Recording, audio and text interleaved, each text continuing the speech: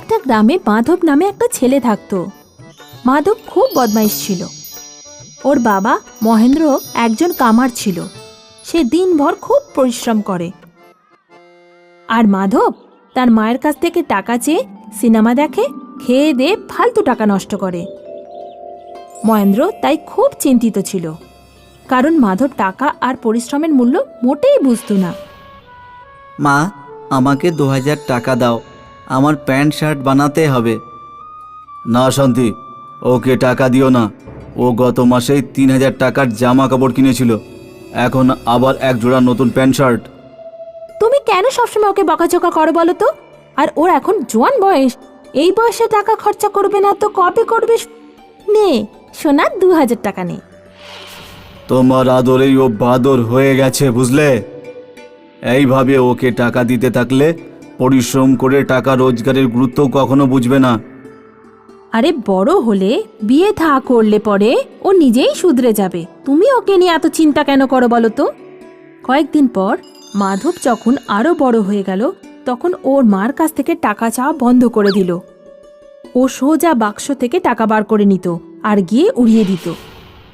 মহেন্দ্র নিজের দোকান বড় করার কথা ভাবছিল।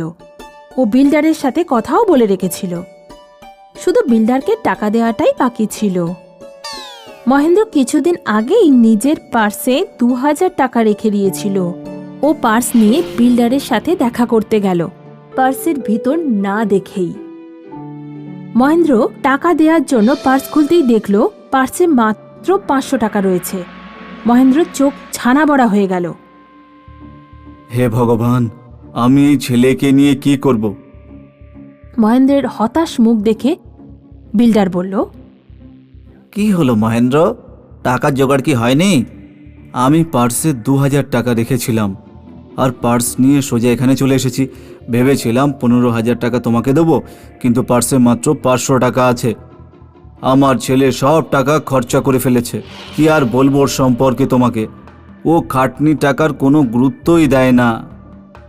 বিল্ডার মহেন্দ্রের কানে কানে কিছু বলে। মহেন্দ্র রাতে বাড়ি পৌঁছে মাধবকে বলে, মাধব, তোমার যত টাকা চায় আমি তার দ্বিগুণ টাকা দেব, কিন্তু তোমাকে আমার একটা ছোট্ট কাজ করতে হবে। কি কাজ বাবা? তুমি নিজে 1000 টাকা রোজগার করে দেখাবে। এ তো খুব সহজ কাজ। 1000-এর বদলে আমি 2000 টাকা পাবো। ঠিক আছে বাবা, আমি তোমাকে 1000 টাকা রোজগার করে দেখাবো। মাধব মাথা খাটায়। ও নিজের মায়ের কাছ থেকে চুপি চুপি 1000 টাকা চেয়ে নেয় আর পরের দিন মহেন্দ্রের কাছে যায়। এই নাও বাবা, আমি খাটনি করে 1000 টাকা কামিয়েছি, আমাকে 2000 টাকা দাও। মহেন্দ্র মাধবের হাত থেকে টাকা নিয়ে কুয়োতে ফেলে দেয়।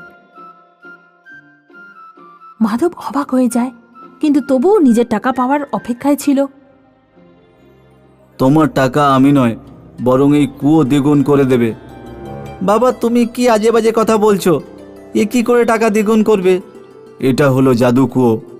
যদি তুমি পরিশ্রম করে টাকা রোজগার করো, এতে ফেলো, তোমাকে সে দ্বিগুণ করে দেবে, আবার ফেরত দেবে। 1000 টাকা আবার রোজগার করে আনো। মাধব ভাবে ওর বাবা কি সব আজে বাজে বলছে, কারণ এই টাকা তো আর খাটনির নয়। ওর খুব একটা দুঃখ হলো, সেই জন্যই ও আবার 1000 টাকা নিতে রাজি হয়ে গেল। এবার মাধব তার কাকার মেয়ের কাছ থেকে 1000 টাকা চাইল আর মহেন্দ্রকে দিয়ে দিল। এই নাও বাবা, নিজে কেটে 1000 টাকা কামিয়েছি। মহেন্দ্র আবার সেটা নিয়ে কুয়োতে ফেলে দিল। কুয়ো থেকে কিছুই ফেরত এলো না।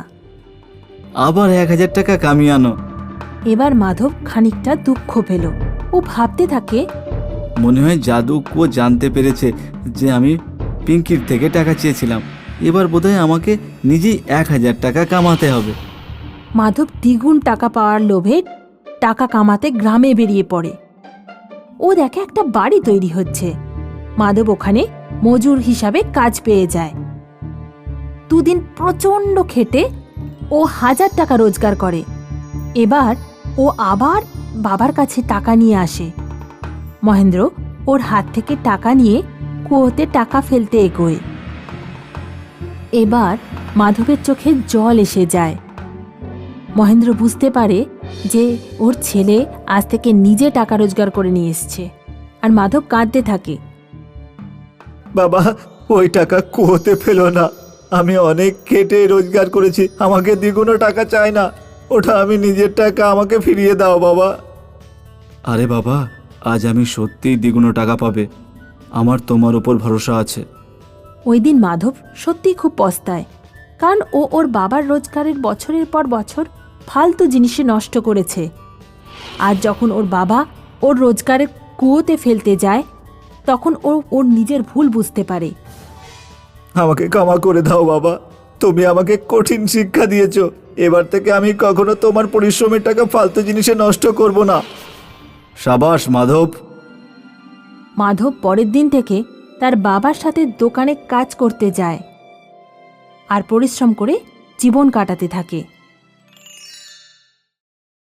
মীনাক্ষী আর গুঞ্জন একে অপরের প্রতিবেশী ছিল। দুজনের মধ্যে খুব ভালোবাসা ছিল। ওদের বাড়ির সামনে দিয়ে অনেক ফেরিওয়ালা যেত। মীনাক্ষী যখনই কিছু কিনত তখন গুঞ্জনকে অবশ্যই ডাকত।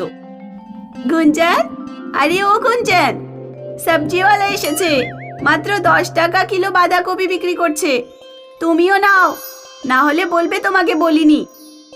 এইভাবে গুঞ্জন যখন কিছু কিনত তখন মীনাক্ষীকে ডেকে নিত। একদিন দুপুরবেলা একজন মটর বিক্রেতা এলো। তাজা সবুজ মটর নাও, মটরওয়ালা এসেছে, 30 টাকা কিলো মটর।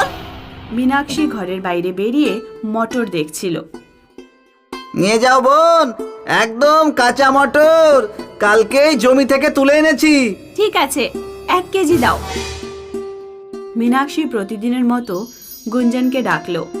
গুঞ্জন, ও গুঞ্জন, মটরওয়ালা এসেছে, ভালো মটর, নিলে চলে আয়।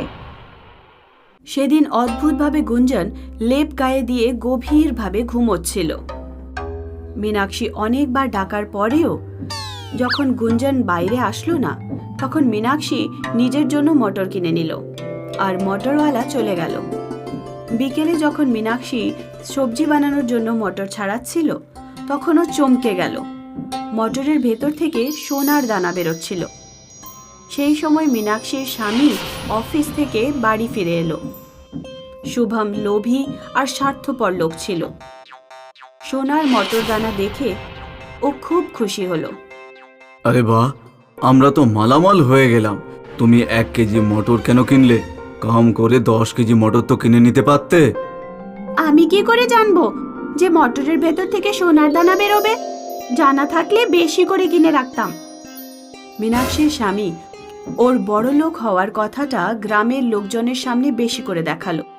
যখন গুঞ্জন জানতে পারলো যে মীনাক্ষী এমন মটর কিনেছে যার ভেতর থেকে সোনা বেরোচ্ছে, তখন ও মীনাক্ষীর বাড়ি গেল। মীনাক্ষী, তুই একা একাই মটর কিনে নিলি কেন? আমি যখনই কিছু কিনি তোমাকে অবশ্যই ডাকি। আমি তোমাকে ডেকেছিলাম, কিন্তু তুমি ঘর থেকে বাইরে এলে না, মনে হয় তুমি ঘুমোচ্ছিলে। ও হ্যাঁ, আমি পরশুদিন দুপুরবেলা ঘুমোচ্ছিলাম। আমি ভাবলাম যে তুমি ইচ্ছে করে আমাকে ডাকোনি। আমাকে ক্ষমা করো। যদি ওই মটরওয়ালা আবার আসে তাহলে আমিও মটর কিনে নেব ওর থেকে। গুঞ্জন যখন বাড়ি গেল তখন গুঞ্জনের স্বামী ওকে বলল, এখন বুঝতে পারলে তোমার মীনাক্ষী বোনের আসল চরিত্র? তুমি তো বলতে মীনাক্ষী খুব ভালো, এখন দেখলে কিভাবে ও সোনার মটর একাই কিনে নিল। আমার ভুল হয়ে গেছে। মীনাক্ষী আমাকে ডেকেছিল, কিন্তু সেদিন দুপুরে আমি ঘুমোচ্ছিলাম, তাই তো মীনাক্ষীর আওয়াজ আমি শুনতেই পাইনি। আমি বিশ্বাস করি না, ও মিথ্যে কথা বলছে। ও তোমাকে ডাকেনি কারণ ও চাইতো না যে ওদের মতো আমরাও বড় লোক হয়ে যায়, বোঝা গেল?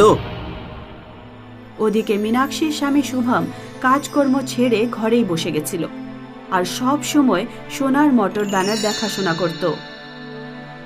মীনাক্ষী ওকে বলল, আমরা কি আধা কেজি মটর গুঞ্জনের বাড়িতে দিয়ে আসবো? আমাদের সাথে ওদেরও বাড়িতে সমৃদ্ধি হয়ে যাবে, এতে খারাপ কি আছে বলো? তুমি কি পুরো পাগল হয়ে গেছো? আধা কেজি সোনার মটর গুঞ্জনের বাড়িতে দিয়ে আসবে? আরে এই মটর দানাগুলো দিয়ে আমি সারা জীবন কাটাবো। যদি অর্ধেক মটর দানা তুমি গুঞ্জনকে দিয়ে দাও তাহলে আমাকে অর্ধেক জীবন কাজ করে কাটাতে হবে। তাই আধা কেজি মটর গুঞ্জনকে দেওয়ার কথা একেবারেই ভুলে যাও। একদিন গলিতে আরো একজন মটর বিক্রেতা এলো। এইবার গুঞ্জনের স্বামী ওকে ধরলো আর ওর সব মটর কিনে নিল। কম করে 50 কেজি মটর ছিল। গুঞ্জন আর তার স্বামী মটর ছাড়াতে শুরু করলো, কিন্তু কোনো মটরেই সোনার দানা ছিল না। গুঞ্জনের বাড়িতে 50 কেজি মটরের কোনো প্রয়োজন ছিল না, সেই জন্য সেগুলো পড়ে পড়ে নষ্ট হয়ে গেল। কেননা আমরা কিছু মটর মীনাক্ষীকে দিয়ে আসবো, এখানে তো এগুলো নষ্ট হয়ে যাবে। গুঞ্জন কিছুটা মটর বস্তায় ভরে মীনাক্ষীকে নিয়ে গেল। মীনাক্ষী গুঞ্জনের ব্যবহার থেকে খুব খুশি হলো। ও মনে মনে ঠিক করলো যে কোনোভাবে ও অর্ধেক মটর গুঞ্জনকে দেবে। মীনাক্ষী বাজারে গিয়ে সবুজ আর গোল্ডেন কালার কিনে আনলো। ও অর্ধেক মটর গোল্ডেন কালার দিয়ে পেইন্ট করে দিল। একদিন সকালে যখন ওর স্বামী বাথরুমে ছিল, তখন মীনাক্ষী তাড়াতাড়ি আধা কেজি মটর দানা তুলে আর তার বদলে পেইন্ট করা সবুজ মটর দানাগুলো রেখে দিল। দুপুরবেলা ও তার স্বামীকে বলল, শোনোজি, আমি সাধারণ মটরের তরকারি বানিয়েছি। তরকারি অনেক বেশি হয়ে গেছে, কিছুটা তরকারি আমি গুঞ্জনের বাড়িতে দিয়ে আসছি। শুভম দেখলো বাটিতে সবুজ মটর রাখা আছে, কারণ মীনাক্ষী সোনার মটরে সবুজ রং করে দিয়েছিল। এইভাবে চালাকি করে মীনাক্ষী অর্ধেক মটর গুঞ্জনের বাড়িতে পৌঁছে দিল সোনার মটর। গুঞ্জন আর মীনাক্ষীর মধ্যে আবার আগের মতো গভীর বন্ধুত্ব হয়ে গেল। মীনাক্ষী, একটা কথা বলো, যখন তোমার স্বামী জানতে পারবে অর্ধেক মটর দানা সোনার নয়, সেগুলো সাধারণ, তখন তুমি তাকে কি বলবে? বলবো, আমি কি জানি, হয়তো মটরওয়ালাই সবুজ মটর গোল্ডেন কালার করে আমাদেরকে বোকা বানিয়েছে।